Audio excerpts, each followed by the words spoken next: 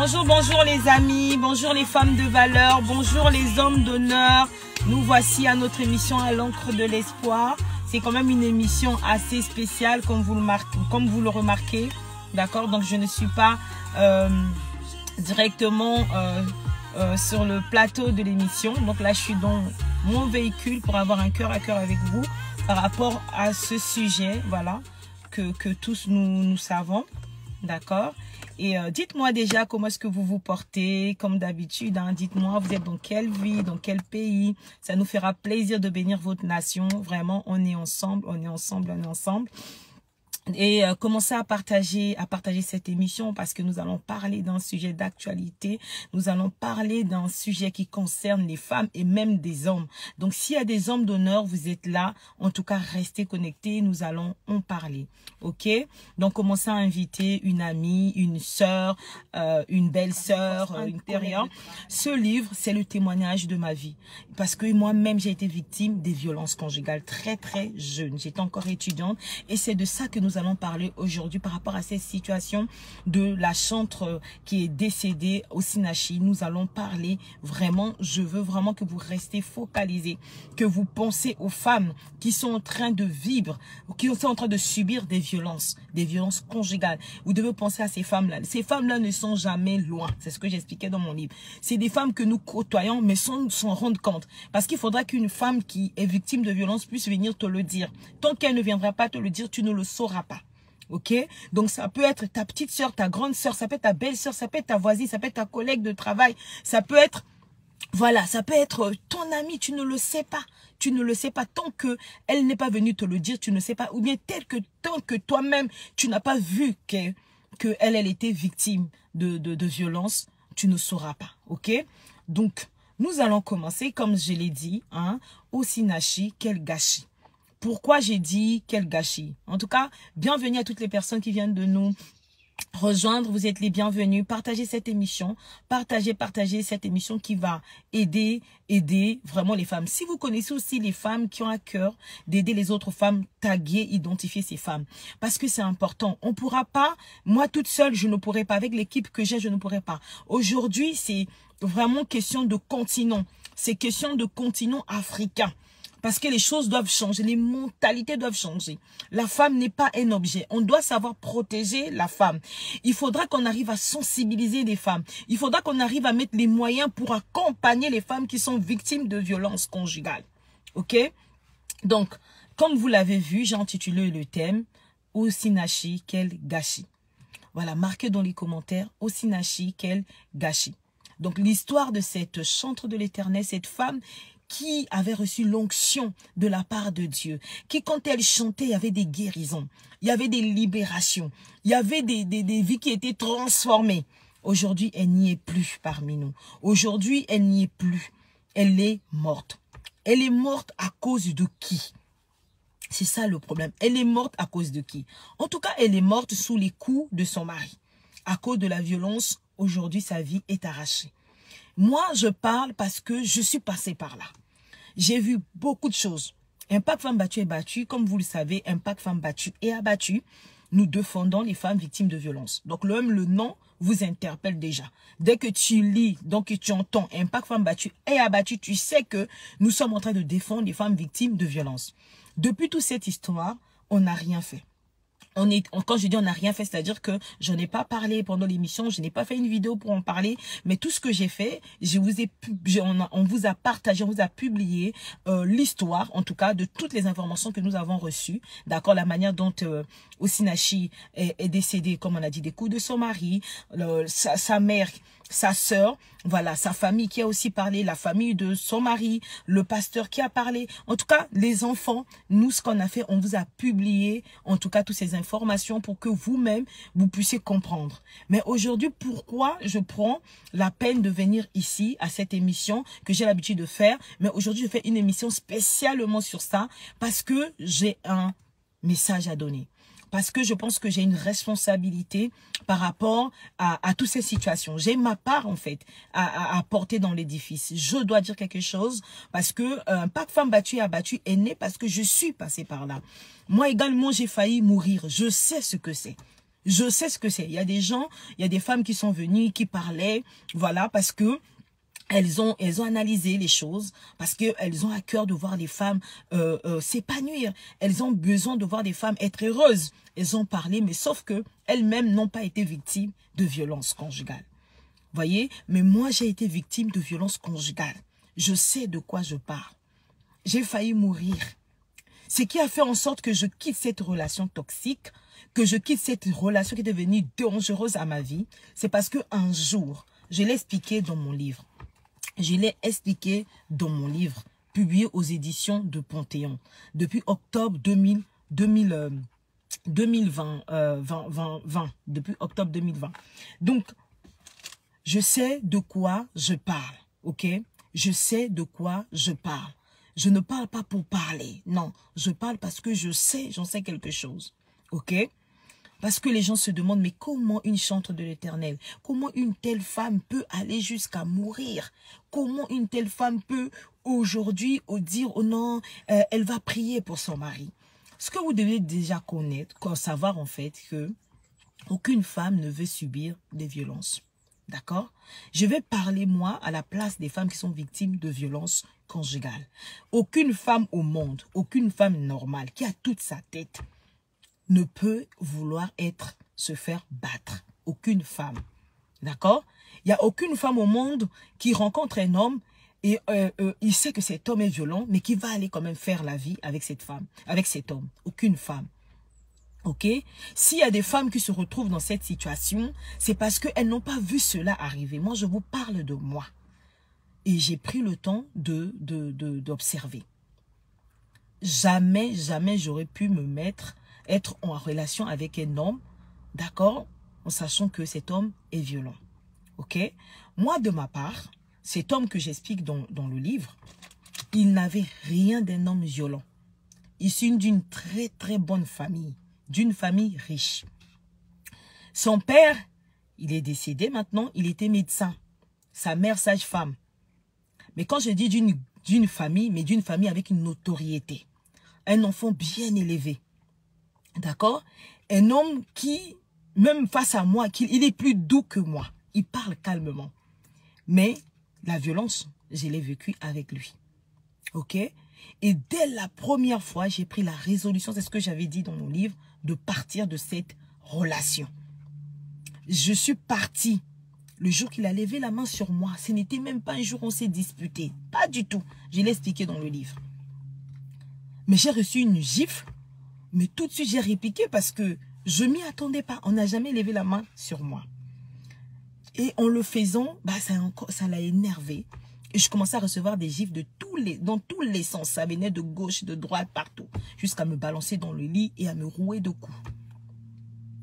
Moi-même, j'ai vu la mort venir. Parce que j'arrivais plus à respirer. À force de recevoir des gifles, des coups, je voyais ma vie partir. J'ai dit, mais si je ne fais rien ici, il faudra que j'arrive. Parce que je criais, je disais, je vais mourir. Mais personne ne t'entend. Tu n'es plus en face d'un être humain. Tu es en face d'un esprit mauvais. Mais à l'époque, je n'étais même pas... Je savais que Dieu existait, mais je n'étais pas enfant de Dieu. Je n'étais pas enfant de Dieu. J'ai vu la mort comme ça arriver. Je n'arrivais plus à respirer. Les coups, les gifles venaient dans tous les sens. Je ne savais plus comment faire parce que je me sentais étouffée. Je commençais à crier, je commençais à crier. Je commençais à crier parce que je voyais la mort arriver. J'étais traumatisée parce que c'était mon amoureux, c'était mon homme. Un homme doux, un homme qui me protégeait, un homme qui prenait soin de moi, un homme qui n'a rien à voir avec un fou. Un homme qui n'a rien à voir avec ce qui se passait. Vous voyez? Et je vous assure que par coup de chance, je sais que Dieu existe. Je suis une femme qui vont partir, qui vont laisser des orphelins et des orphelines. Si nous ne parlons pas, je parle aujourd'hui. Il y a des choses que vous ne savez pas, que vous saurez aujourd'hui. Il y a des choses que je n'ai jamais pu vous dire comme ça, que j'ai écrit dans le livre, que les gens qui ont lu savent, mais vous ne savez pas. Vous voyez, un pack femme battue abattu. Un pack femme battue abattu est né parce que je suis passée par là. Je sais ce que c'est d'être battu et abattu. Je l'étais. Donc, partagez cette émission. appeler, taguer, identifier des femmes, cœur à cœur des autres femmes. Si vous connaissez des femmes influentes, des femmes qui parlent, taguez ces femmes-là parce que nous devons changer les choses. Les choses doivent changer en Afrique, dans notre communauté africaine. Parce que ici en France, en Europe, en Occident, ils ont mis des structures. Mais nous, il n'y en a pas encore. Qui vont s'élever? Qui vont changer les choses? On a des enfants, on est nous-mêmes aujourd'hui, maman, parents. Sinon, ça va continuer. C'est un fléau qui arrache des vies. J'ai vu ma vie partir comme ça en un instant. J'ai dit, je vais mourir bêtement. Pour rien. J'ai pris la bonne résolution. Je suis partie parce que je savais qu'il ne voulait pas que je parte. Tout de suite après la violence. L'homme commence à regretter. L'homme commence à demander pardon. L'homme commence à être... C'est-à-dire qu'il redevient l'homme que moi, j'étais amoureuse. Une confusion dans ma tête. J'étais traumatisée. Je voulais juste sortir de cet appartement. Je voulais juste sortir de cet appartement. Je savais que c'était terminé. C'était terminé pour moi. Je suis partie. Il pleurait. Ce jour-là, il voulait me ramener en voiture parce qu'il venait me chercher en voiture. Il venait me ramener. J'étais étudiante. J'avais 20 ans quand j'ai subi ces violences. Je suis partie. J'ai quitté cet homme. J'ai quitté cet homme. Je ne répondais plus à ses appels, à ses messages. Il demandait pardon. J'ai vu un homme qui a commencé à pleurer comme ça, en me disant, je te demande pardon, je n'aurais pas dû, je ne sais pas ce qui m'a pris. Et là, moi aussi, je me dis, quand je vois cet homme que je suis avec depuis plus d'un an, je me dis, non, mais c'est pas lui. Mais je sors de là, j'étais étudiante en droit, je connaissais mes droits. J'étais étudiante en droit, je connaissais mes droits. Mais moi, je me suis fait frapper. J'ai dit, je vais appeler la police. Et je n'ai pas appelé la police. J'ai dit, je vais porter plainte. Je n'ai pas porté plainte. J'ai dit, me veux qu'on se sépare. Voilà, il n'y a rien qui m'unit à lui. De te séparer de ta famille, de t'éloigner de ton entourage. Comme ça, lui seul va être là. C'est ce que j'avais vécu. Je n'avais que lui. C'était lui qui était devenu mon Dieu. Vous voyez? 2 mois, je suis retournée encore. Pourquoi je retourne? Je vais vous expliquer pourquoi je retournais à chaque fois. Pour que vous puissiez bien comprendre. Un jour, le gars, comme ça, dispute. Il me donne un coup de poing sur la tête. J'avais le bébé dans mes mains. Je portais notre fille. Il me donne un coup de poing. Mais j'ai vu ma tête. Pour moi, ma tête était éclatée. Je suis tombée par terre. J'ai vu un trou noir avec le bébé. Le bébé a crié. Et moi, je me suis dit, ça a pris l'enfant aussi. Non, ça n'a pas pris l'enfant. Mais l'enfant a crié, l'enfant pleurait. Moi-même, j'étais tombée. C'est le jour-là j'ai compris que je vais mourir. Je vais mourir. Ce jour-là, j'ai appelé mon père. Parce que je me suis dit, je vais mourir. J'ai appelé mon père. Mon père a dit quoi? Il lève la main sur toi, ma fille. Ma fille. Mon père est parti faire un scandale. Il a dit, oulala, je n'ai pas de visa pour venir en France. Mais ce que je peux faire, je peux aller chez sa mère biologique. Mon père, il est allé là-bas. Il a dit, il est venu, il a dit qu'il va tuer cette femme. C'est important que la famille aussi puisse réagir. Tout le monde m'a dit que j'étais la femme insensée. Comment est-ce que je peux appeler mon père pour aller dire ça? Tout le monde. Vous voyez, Osinachi, là, est morte là. C'est des histoires comme ça. C'est des histoires comme ça. Quand je l'ai dit à mon père, tout le monde m'a dit que j'étais la femme insensée. Oh, elle est immature. Elle est immature. On avait 6 ans d'écart d'âge. Donc là, c'était quoi? Il ne devait pas avoir... Je suis trop petite. Je suis trop immature pour lui. Alors que c'est lui qui est violent. Et personne ne lui parle. Hein. Il n'y a que moi. Je suis la femme, la mauvaise femme qui va exposer les défauts de son mari. C'était même pas mon mari. Mais en Afrique, on dit comme ça. Vous vivez ensemble, concubinage de mon fiancé à l'époque. Je vous assure, j'ai souffert. Pourquoi je retournais? Parce que j'avais un statut étudiant. Ok? Je ne pouvais pas avoir un logement. Dieu seul sait comment est-ce que je me suis battue pour avoir un appartement. Je n'en avais pas. Quand vous allez chez les gens, moi, j'avais ni mon père, ni ma mère, ni qui que ce soit. Donc, déjà, mon cousin, il avait une femme, il avait une famille, j'avais plus de place là-bas. Je suis allée chez une amie. Aujourd'hui, vous êtes bien, demain, ce n'est plus ça. On sait ce que c'est. Mais quand je vois le privilège, je vois ce que j'avais chez lui, je vois le confort que mon enfant avait. Je n'ai pas dit que c'est une bonne chose, mais je vous donne les raisons. Qu'est-ce qui faisait que je retourne? Ce qui faisait que je retourne, j'avais peur d'être seule. J'avais peur de lever cet enfant toute seule. J'avais peur. Il faut savoir que j'ai eu cet enfant J'avais 23 ans. Je suis tombée enceinte à 22 ans.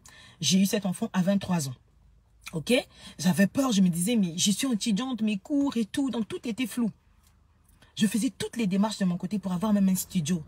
Sans que lui ne le sache. Je faisais ça moi-même parce que je savais que ma vie était en danger. Ça ne marchait pas.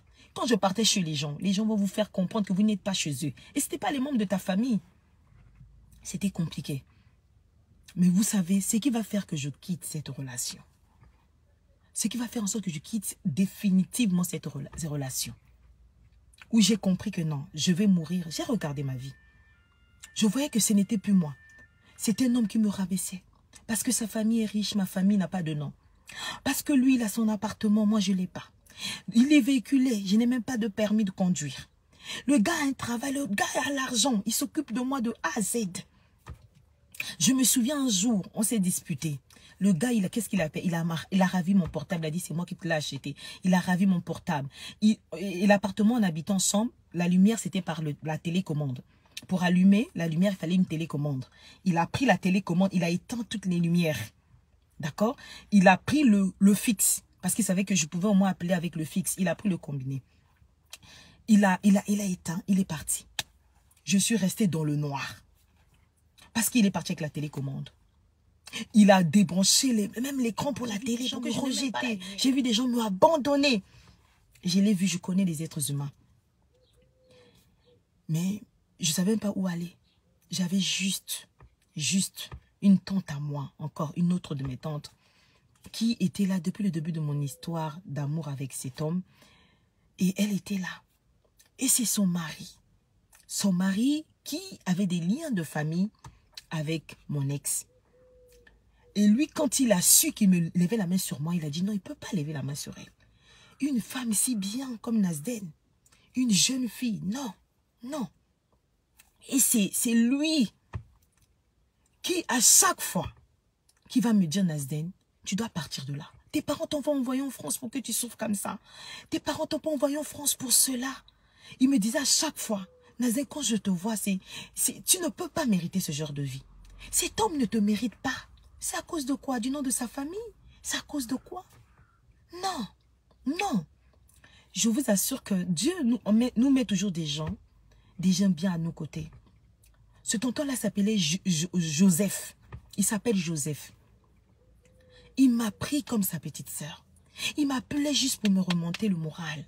Il m'appelait juste pour me donner des bons conseils. Parce que le père de ma fille voulait encore qu'on puisse avoir d'autres enfants. À chaque fois, il me disait, il faut me faire un petit garçon. Ah, tu me fais des beaux enfants. Ah, c'était ça. C'était que je vais continuer à faire des enfants. Et c'est ce tonton-là qui m'avait dit, Nasden, ne commets même pas l'erreur de lui faire encore un autre enfant.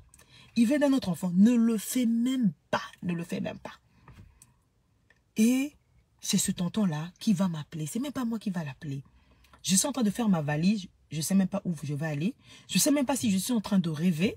Si je suis en train... Je ne sais même pas ce que je suis en train de faire en fait. Pourquoi? Parce que j'ai mon enfant que je vais laisser, je la vois.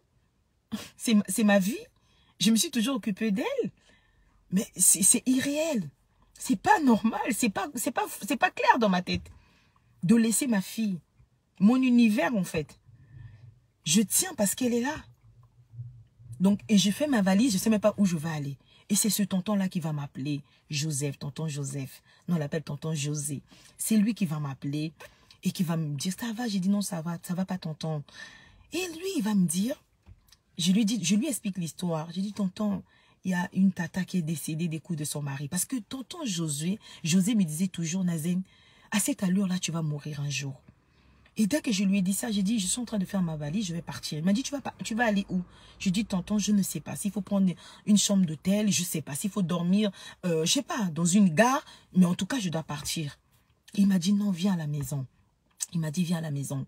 Il m'a dit, t'as tantôt au travail, mais viens à la maison. Il faut savoir que c'est un homme qui a épousé sa femme, c'est-à-dire que ma tante était partie en vacances. Ils se sont rencontrés à Brazzaville, au Congo. Ils ont fait la dot. Donc, lui, il est venu. C'est-à-dire que tu as quitté Brazzaville, tu es arrivé en France. Tu ne travailles pas. C'est ta femme qui travaille. C'est son appartement. Mais lui, il va prendre quand même la résolution, la décision de me prendre. C'est comme ça que je vais quitter l'appartement du père de ma fille. Mais quand je quittais, je pleurais. Parce que je laissais ma fille. Parce que je n'ai jamais vécu sans elle depuis qu'elle est dans mon sein et depuis surtout qu'elle est sortie de moi. C'était vraiment bizarre. Mais je savais qu'en restant là, je vais mourir un jour. Je le savais. C'est comme ça que je suis partie. Je suis partie. C'était difficile. C'était difficile. Il y a des nuits que je ne dormais pas, je pleurais. Je préfère m'arrêter là. Quand je dis je préfère m'arrêter là, c'est dans le sens de dire que il faut quand même partir. Les femmes, vous qui êtes en train de vivre dans des foyers avec des violences, vous devez partir. Je ne vous dis pas que ça va être facile, mais votre vie vaut mieux que un homme ou quand vous dites que vous allez rester pour vos enfants. Non, si on aime ses enfants, on doit partir. Comme je vous ai dit un jour, mon bébé, ma fille, qui n'avait que 2 mois et demi, a failli avoir un coup à ma place. Si elle avait eu ce coup, elle serait morte. Le jour qu'il m'a poussé du lit, si j'étais tombée complètement, j'aurais pu étouffer mon enfant. Le lit était cassé. En France, statistiquement, 21, 22 enfants décèdent tous les ans à cause des violences conjugales. C'est-à-dire que le père voulait frapper la maman, ça a pris à l'enfant. Et l'enfant est décédé. Ne pensez pas que ça n'arrive qu'aux autres, non. Ne pensez pas que la mort n'arrive qu'aux autres, non. La chantre Sinachi est décédée. Ne te dis pas que c'est elle. Non, si tu es un homme violent, tu n'es pas loin de la mort. Il n'allait jamais le faire. Et moi, quand j'étais partie, qu'est-ce qu'il n'est pas venu me proposer? Après, quand il a vu que j'ai récupéré ma fille, j'ai commencé à prendre soin de moi. Le gars va revenir, va te dire, oui, tu es trop belle, machin, je veux de toi, il faut revenir. Tout ça, j'ai dit non. J'ai dit non. Et j'avais mis des limites. Ce n'était pas mon ami. C'était mon ex. On a eu un enfant, mais c'était mon ex. Il ne pouvait pas m'envoyer des messages ou appeler comme il veut. Il m'appelait que pour l'enfant. Quand j'étais sortie de là. Parce que la plupart de femmes ne savent pas. Tu es partie, mais tu continues à ouvrir les portes. Moi, je n'ai pas ouvert. Aucune porte j'ai ouverte. Combien même les assistants sociaux m'avaient dit qu'ils ne pouvaient plus continuer à m'héberger. Je m'étais retrouvée dans la rue encore plusieurs fois. Hein, pour dire que c'est pas facile. Il est venu, il me dit, prends les clés, reviens à la maison. Jamais, j'ai dit. Je ne répondais même pas. Je ne répondais même pas. J'avais même pas le temps de lui répondre. Vous voyez, il est venu comme ça avec les papiers. Oui, j'étais à la mairie, regarde les papiers, on va se marier. J'ai pris les papiers, je les ai déchirés. J'ai dit, je n'ai pas envie de me marier avec toi. Et c'est la première et la dernière fois que, depuis qu'on est séparés, que tu viens de me parler de mariage. Vous voyez? Mais quand je dis ça, j'étais dans quelle situation? Je n'avais même pas de stabilité. Au niveau de mes papiers, c'était même pas ça. Alors je veux parler aux femmes. Je parle aux femmes. Oh, quel gâchis pour Sinachi. Ça va être quel gâchis pour toi si tu meurs dans quelques jours, dans quelques semaines, dans quelques années. Quel gâchis. Quel gâchis. Sinachi, elle est morte pas parce que Dieu ne voulait, que Dieu voulait. Dieu ne voulait pas. Elle n'avait pas fini sa mission sur la terre. Mais à force d'avoir des forteresses, il va changer. Dieu ne peut jamais changer quelqu'un qui ne veut pas changer. Il y a beaucoup de croyants, il y a beaucoup de chrétiens, il y a beaucoup de gens qui vont à l'église, qui vont à la messe, qui vont à la mosquée, qui vont je ne sais où. Il y a des gens qui sont dans la vérité avec Jésus-Christ, mais qui ne changent pas. Cet homme-là, apparemment, il était pasteur. Mais comment un pasteur peut lever la main sur quelqu'un? Comment un enfant de Dieu, né de nouveau, tu as le Saint-Esprit, tu peux lever la main sur quelqu'un? Vous voyez, pour dire quoi? Il y a des infiltrés. Il y a des gens qui viennent à l'église parce que, voilà, c'est une habitude. Il y a des gens qui viennent à l'église parce qu'il faut venir à l'église. Il y a des gens qui viennent à l'église pour chercher des proies faciles.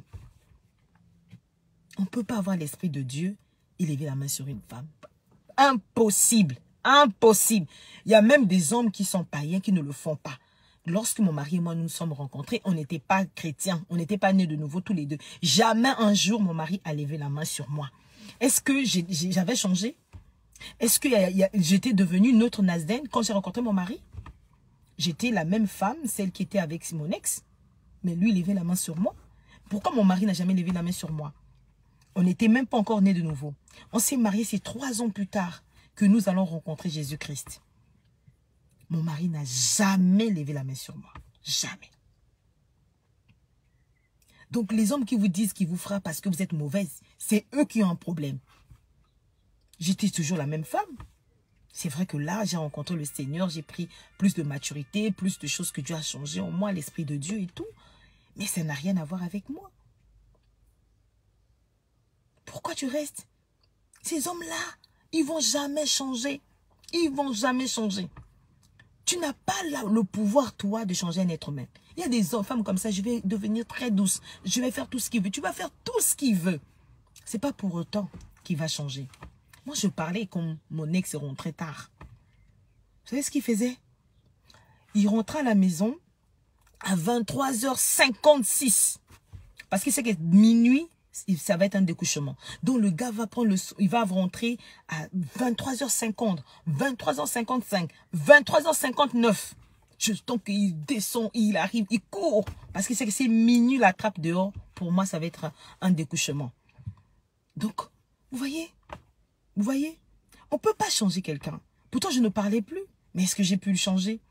Parce qu'il me disait que c'était moi qui étais mauvaise. Et moi, je parlais trop. Moi, j'étais ceci, j'étais cela. Moi, je sais le temps sur lui. C'était moi, je veux le prendre pour son enfant. Machin, machin. Mais j'ai arrêté de faire tout ça. C'est pas pour autant qu'il a changé. Il ne changera pas. Il n'y a que si lui-même il rencontre Dieu, il crie à Dieu, il va se soigner. Et pour moi, je vais vous dire, un homme qui change. Un homme, la preuve qu'un homme change, c'est quand il va te dire, écoute, je préfère qu'on se sépare parce que je suis dangereux pour toi. Parce que je lève la main sur toi. Je préfère qu'on se sépare, je vais aller chercher la guérison. Je dois me faire soigner. Et si je change, oui, là, on pourra revenir, on pourra habiter à nouveau ensemble. On pourra poursuivre notre chemin. Tant qu'un homme ne t'a pas dit ça, il n'a pas changé. Il n'a pas changé. Les femmes, quand on vous parle, je ne vous demande pas de divorcer. Je vous demande de vous mettre à l'abri. Se mettre à l'abri, c'est quoi? C'est se dire, je prends mes clics et claques, je prends mes enfants, on va quelque part en dehors de cette atmosphère.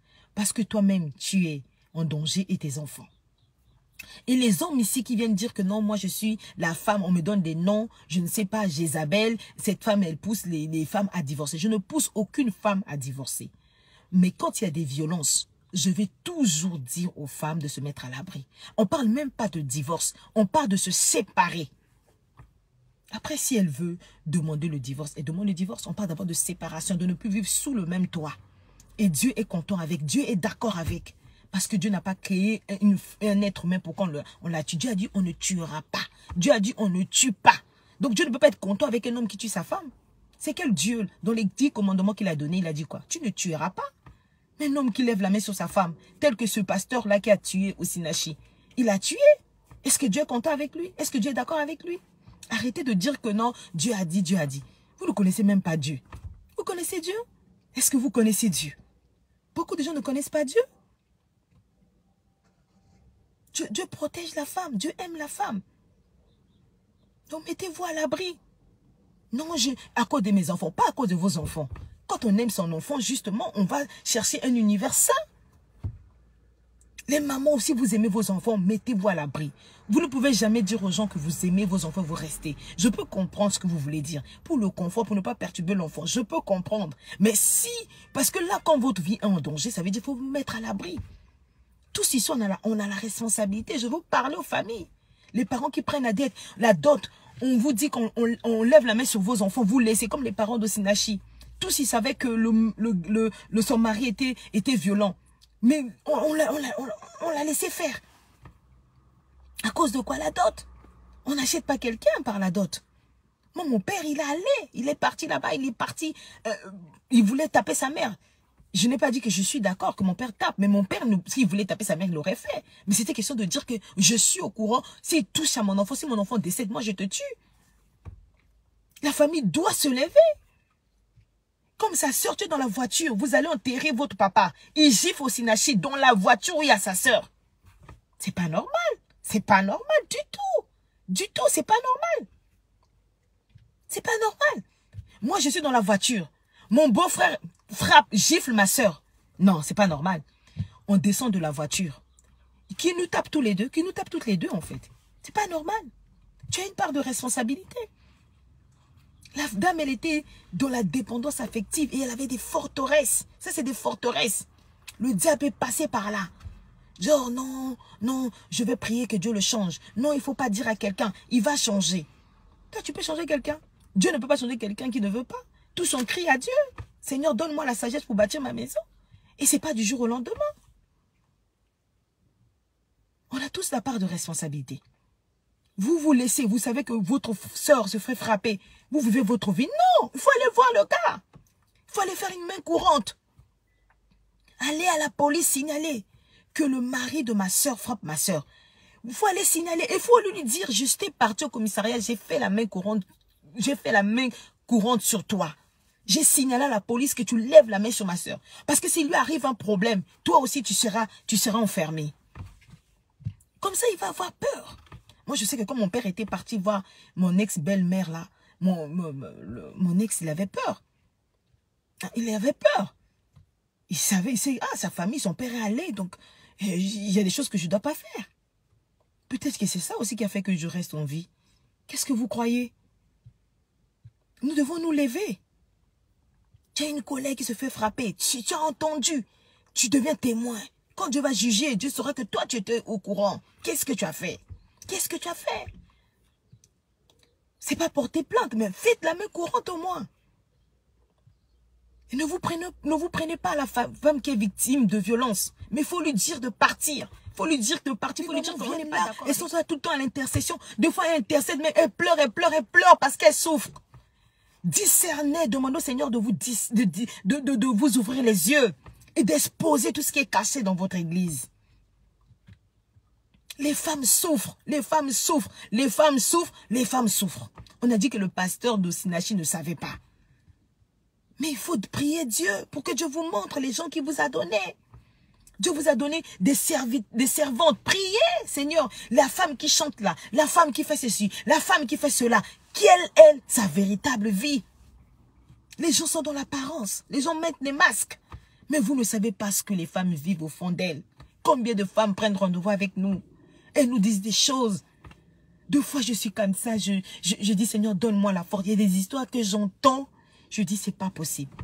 Deux fois, je finis l'entretien. Je commence moi à pleurer. Je dis, Seigneur, mais je reste forte pour montrer à ces femmes-là que je suis là. Mais deux fois, je pleure, ça me fait mal. Quand je dis je pleure pas parce que mon âme est blessée ou quoi que ce soit. Mais je pleure parce que je suis une femme. Je me dis, c'est pas possible. Les femmes souffrent dans leur foyer. Il y a des femmes qui sont en train d'envoyer des images. Elles commencent à se mettre à l'abri. Des images où l'homme vient comme ça. Il te blesse. Il te laisse des cicatrices sur le visage. Il te massacre comme un objet. J'ai tellement d'images, mais je protège ces femmes. Il faut de leur consentement pour qu'on puisse publier.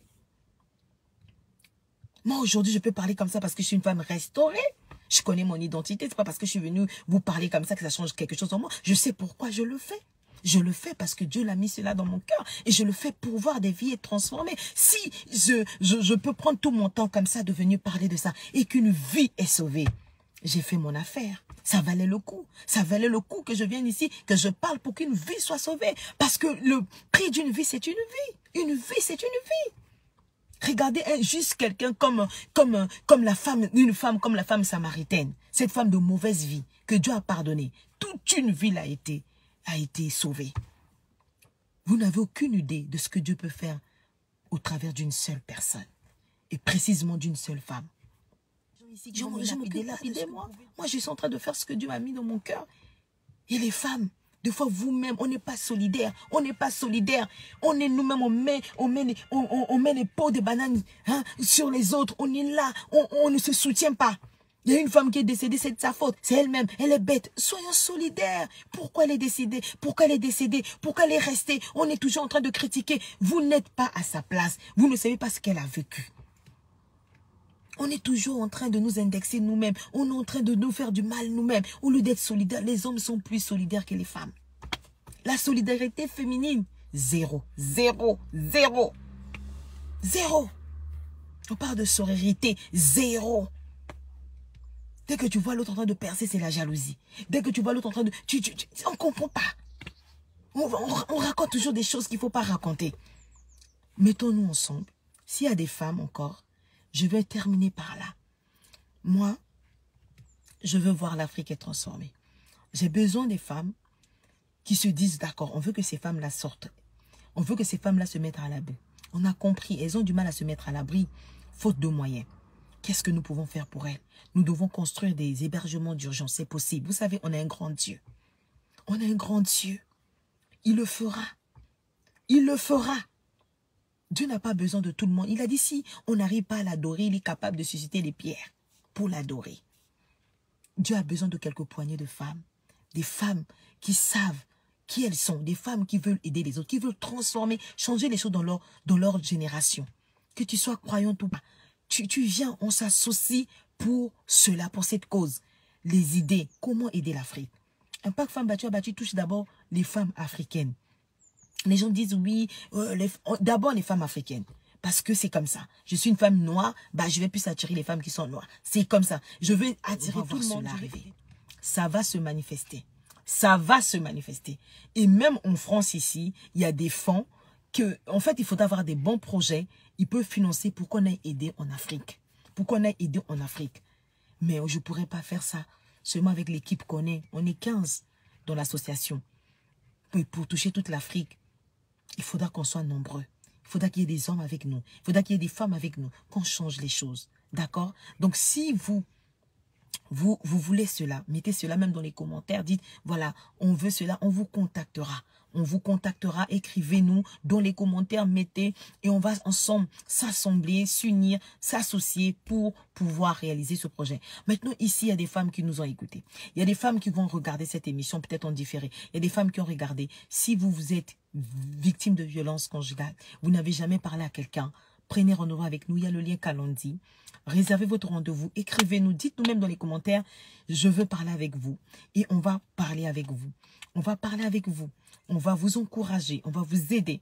On va être là pour vous. Donc, prenez rendez-vous. D'accord? Prenez rendez-vous. N'ayez pas peur. N'ayez pas peur. Nous, on n'est pas là pour vous juger. Vous voyez, on n'en juge pas. On est là juste pour parler des faits. On est là pour vous aider. L'association est là pour vous aider. D'accord? Pour vous et vos enfants. D'accord? Donc voilà, je veux m'arrêter là aujourd'hui. Je pense que j'ai parlé beaucoup. Je n'étais venue que pour faire 30 minutes. Mais pour que vous puissiez comprendre, j'ai pris du temps. D'accord? Si ce message vous a touché, marquez aussi dans les commentaires. Dites-nous ce que vous pensez. Et je vais quand même faire une prière. Faire une prière pour ces femmes. Je vais faire vraiment une prière pour que Dieu les aide à pouvoir sortir de là. Ok? Donc je vais faire une prière. Seigneur notre Dieu, nous te disons merci pour ce temps. Seigneur, tu es le Dieu de justice. Tu es le juste juge.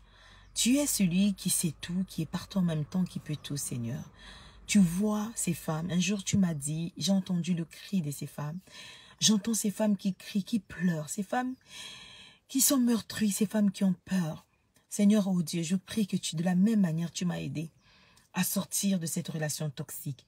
De la même manière, tu m'as donné la force de pouvoir partir.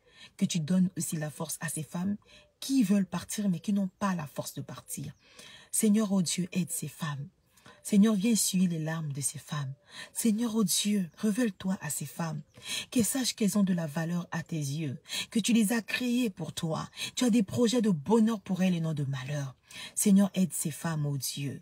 Aide aussi ces hommes, Seigneur, oh Dieu. Ces hommes qui ne veulent pas frapper leurs femmes, mais qui n'arrivent pas. Seigneur, qui crient à toi dans le secret. Aide-les aussi. Seigneur, merci d'aider nos sociétés. Merci d'aider nos dirigeants. Seigneur, oh Dieu, à pouvoir faire ta volonté. À pouvoir t'honorer, honorer tes lois. Seigneur, aide-nous. Aide l'Afrique. Aide tous les pays, toutes les nations. Nous te confions, Seigneur, au Dieu des vies, parce que tu es le Dieu qui a donné ta vie en sacrifice pour l'humanité. Seigneur Jésus, tu t'es donné en rançon pour quiconque qui croit en toi, pour qu'il soit sauvé. Seigneur, sauve ces femmes. Seigneur, sauve ces vies. Merci, c'est en ton nom que j'ai prié, avec action de grâce. Amen. Donc voilà, on est arrivé à la fin. Merci, vous étiez nombreux. Continuez à partager cette émission qui fera du bien aux personnes. J'attends, je reviendrai pour vous dire voilà ce que cela a donné. Comment est-ce que nous allons nous réunir pour écrire une nouvelle histoire en Afrique pour les femmes victimes de violences. Voilà, prenez soin des membres de vos familles. Prenez des nouvelles des sœurs qui sont dans des relations toxiques. Il suffit juste de discerner et nous le verrons. Voilà, donc soutenez cette association, vraiment soutenez cette association. On a besoin de tout le monde. Il y a des personnes qui nous ont écrit qu'on n'a pas encore répondu parce qu'il y a énormément de messages, il y a énormément de travail et on n'a oublié personne. Il y a des femmes qui sont encore en attente de rendez-vous et on ne vous a pas oublié, comme toujours, même si on a du retard, on contacte toujours toutes les femmes et on vous aide toujours. Donc, on est ensemble, portez-nous dans la prière pour des personnes qui prient. C'est pas évident. Spirituellement, il y a des combats. Nous savons que on nous fera toujours la guerre, mais jamais on nous vaincra. Donc, d'ici là, que Dieu toutes les nations. Et j'ai dit au revoir à toutes les personnes qui ont été connectées. Voilà, au revoir à Clarisse, à Kev, à Edith, voilà, à Sylvie. Voilà, à vous tous les femmes de valeur, je vous aime. À Todestine, à Blond, à Madison, à Edmond, à Cuavi, à Estelle, à vous toutes et à vous tous, à Patricia, à Hope, à Marie-Louise. Vraiment, on ne vous oublie pas. À Patrick, merci pour les hommes d'honneur qui ont été là. Merci à Bla, merci à vous toutes et à vous tous. À Yvette, à vous tous et à vous toutes. Voilà. À Anne, on prendra le temps de répondre à vos messages. On n'oublie personne. Je vous aime, je vous aime, je vous aime. Ne vous inquiétez pas pour moi, tout va bien. Je suis une femme épanouie, j'ai pas de problème avec mon ex. Et on élève notre fille vraiment dans une bonne atmosphère pour dire que voilà, on n'est pas obligé de faire la vie ensemble, mais on peut très bien prendre les responsabilités de part et d'autre, de bien élever nos enfants. Voilà, s'il y a une préoccupation, écrivez-nous. S'il y a un sujet que vous voulez qu'on aborde, on abordera. Pour des mamans qui sont séparées, qui se disent mais comment élever les enfants après, on est là. Pour des femmes qui viennent de quitter, qui se sentent seules, on est là. Pour des femmes qui n'ont pas la force de partir, mais qui veulent quitter, qui savent que leur vie est en danger. Voilà, on est là, on est là, on est là, on est là pour vous. Je bénis toute l'équipe d'Impact Femmes Battues Abattues qui est derrière cet écran, qui travaille jour et nuit. En tout cas, merci à vous toutes. Merci, que Dieu vous bénisse. Et on se dit à la semaine prochaine pour une autre émission. Voilà, à l'encre de l'espoir. Ça se trouve, je le ferai encore dans un endroit comme ça. Donc voilà, à bientôt. Bye bye.